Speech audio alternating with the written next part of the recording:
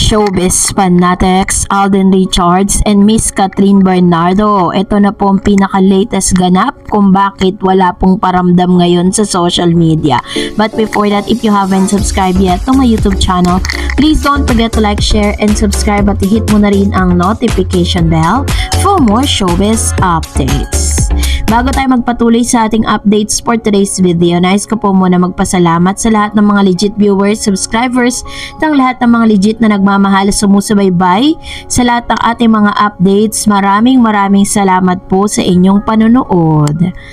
At ngayon ay pag-uusapan natin ang ilan sa mga kaganapan kay Alden Richards at kay Miss Catherine Bernardo kasi maraming naguguluhan ngayon. So ngayon masasagot ng inyong katanungan. This time, si Alden Richards po ngayon ay naglabas ng ilang mga video clips and kanya pong paghahandang ginagawa, no, dahil talaga namang bukas na po yung tinatawag na gala night ng GMA7 at up until today ay wala pa namang confirmation kung present ang isang Miss Catherine Bernardo sa nasabing event. But as I've said po sa mga recent vlogs po natin na don't expect too much. So ito po yung sinabi ni Alden. Panoorin natin. Shout out to my styling team and glam team for scouting different looks for my gala look. Surprise ko na lang kayo and kayo na mag-decide kung simple lang ba talaga yung napag-desisyonan kong suot. Ayon po kay Alden Richards ay talagang kung makikita nyo po parang hindi niya pinaghahandaan yung biggest event ngayon ng Gala Night 2024 dahil sa sobrang kabisihan. Pero sabi niya ay mas pasabog nga yung kanyang gagawin at susuotin sa Gala Night kasi sa mga nakaraang Gala Night talagang milyon yung bawat piece ng damit na sinusuot niya. Malayo pa lang ay pinapagawa niya na po yan sa ibang bansa. Naglabasan din ng ilan sa mga photos niya sa Twitter kung saan ay may iba't ibang looks nga itong si Mr. Alden Richards. Kaya po wag niyo nang hanapin ngayon si Alden dahil sa ngayon naghahanda po siya dahil meron po silang grand performance for tomorrow dahil may mga bigating performances sa GMA Gala, no, or Gala, GMA Gala or Gala na magaganap bukas. At isa si Alden Richards sa mga naganda na magpe-perform ng kanila pong ipapakita dito. So, ngayon, ito pong si Miss Catherine Bernardo kahapon, kalat na kalat po yung kanyang mga videos kung saan si Miss Catherine po ay nagpunta po dun sa kanyang brand kasi bilang isa sa first Pinay. Siya pala ang kauna-una ang Pinay na brand ambassador ng Lancome. Grabe. Siya po yung, kumbaga parang siya yung isa sa first Filipina Pinay na pinagkatiwala ng isang international brand.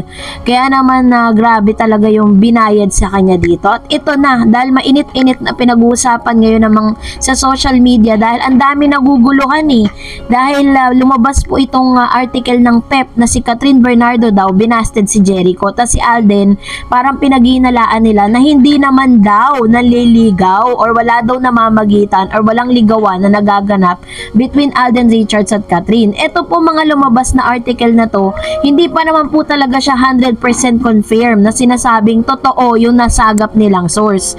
Syempre, bilang mga tayo po mga umaabang dun sa mga updates kay Catherine at kay Alden, saan ba tayo maniniwala? Dun po sa mga source na sinabi lang or hindi naman sila talaga sigurado or dun sa mga resibo na naglabasan at yung mga inilalabas ni Mami Min at sinasabi ni Catherine sa kanyang interview. Kung matatandaan po ninyo sa isang awards night, sinabi ni Catherine that Mr. Alden Richards is very updating person. Kumbaga parang bakit mo laging i-update yung isang tao kung wala ka namang relasyon sa kanya, kung wala kang any connection, 'di ba, para sa kanya. Marami na rin nagpatunay na si Alden Richards may mga resibong naglabasan na si Alden ay pumupunta sa mansyon ni Miss Catherine Bernardo. Sabihin na natin na totoo nga na meron siyang karibal na nanliligaw kay Miss Catherine Bernardo na isang non-showbiz guy na sinasabing very private person, pero it doesn't mean na yung relationship between Kathryn and Alden ay masisira na dahil doon. Ginagawa minsan kasi sa mundo po ng showbiz, ginagawa po talaga yan ng ilang mga showbiz columnists, showbiz insiders, or any showbiz outlets kasi gusto rin po nila na parang umingay, no? Gumagamit sila ng mga sikat na tao para po talagang tangkilikin yung kanilang like for example, yung kanila pong itong write-ups na to, 'di ba? Marami pong nawindang nung lumabas ito. Pero ako po bilang isa sa mga Katden fans at Katden na nagre-report sa inyo is mas naniniwala ako dun sa mga ebidensya at resibong inilalabas. Kasi ang nilabas ng PEP is just an speculation dahil sabi nga nila kung mababasa nyo yung buong article, sinabi nila na galing po yun sa source nila. Pero wala naman silang mailabas na source. At least tayo po may nilalabas tayong mga resibo at mga interviews na nanggagaling mismo sa bibig ni Alden at ni Miss Kathryn Bernardo. So kayo na lang po ang humusga dahil kami po is we will never stop giving you an updates. Hindi man natin sila nakikita sa ngayon na magkasama dahil nga meron silang kanya-kanyang mga errands na kailangan nilang atenan because ilang araw na lang ay lilipad na sila pa Calgary, Canada para sa kanilang natatanging yung kanilang gagawing movie.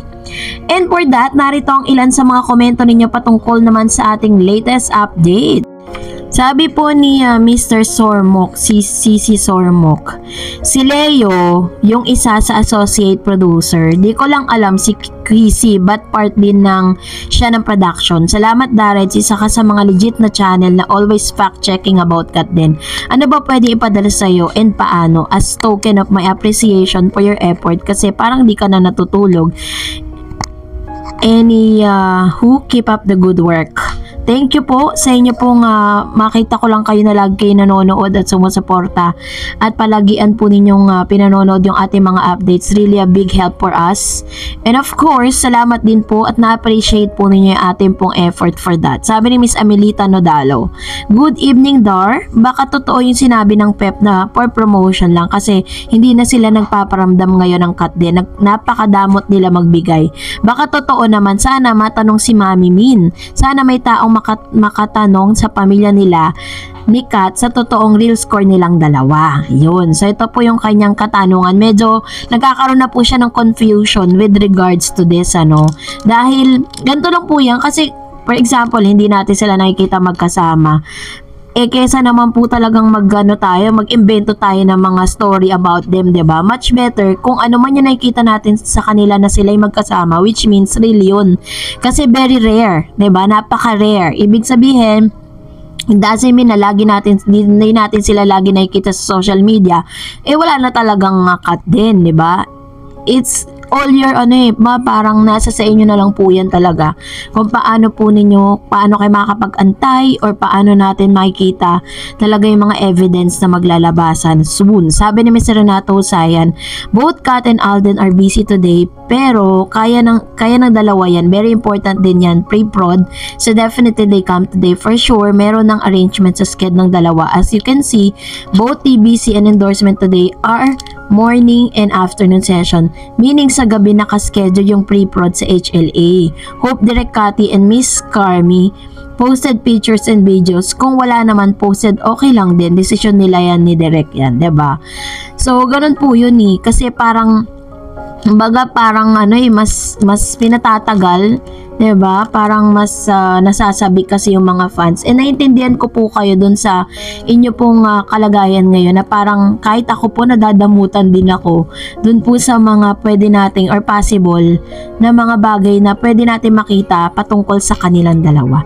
So, that's it for today. For more videos and updates, please don't forget to like and subscribe, and please don't forget to follow my Facebook page, Darreds TV. God bless everyone!